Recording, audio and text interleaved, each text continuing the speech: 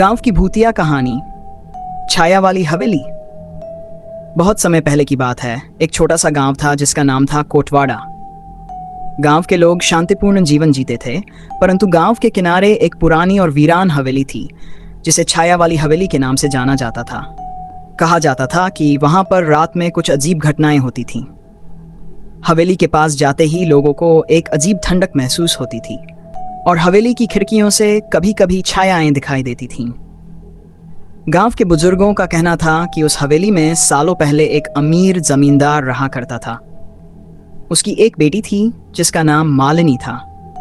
मालिनी की सुंदरता की चर्चा दूर दूर तक थी, लेकिन उसकी मां की मौत के बाद उसका पिता एक निर्दयी इंसान बन गया। उसने अपनी बेटी को हवेली में बंद कर दिया और किसी को भी उससे मिलने नहीं दिया। एक दिन मालिनी ने हवेली के ऊपरी मंजिल से छलांग लगा दी और उसकी मौत हो गई।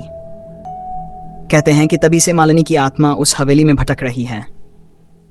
गांव के लोगों ने हवेली से दूर रहना शुरू कर दिया, क्योंकि जिसने भी वहां जाने की कोशिश की वह कभी लौटकर नहीं आया। एक बार गांव के दो युवकों ने साहस किया और हवेली में रात बिताने का निर्णय लिया।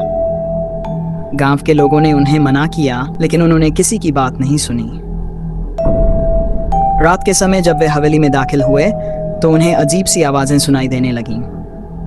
चारों तरफ सन्नाटा था, पर हवेली के अंदर का वातावरण बहुत भयानक था। जैसे जैसे रात बढ़ती गई में छायाएं और स्पष्ट होती गईं। अचानक एक अंधेरा कोना जीवित हो उठा और एक स्त्री की छाया उन पर टूट पड़ी।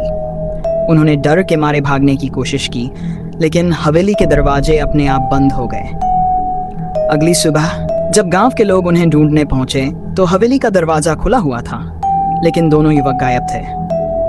किसी को नहीं पता चला कि उनके साथ क्या हुआ।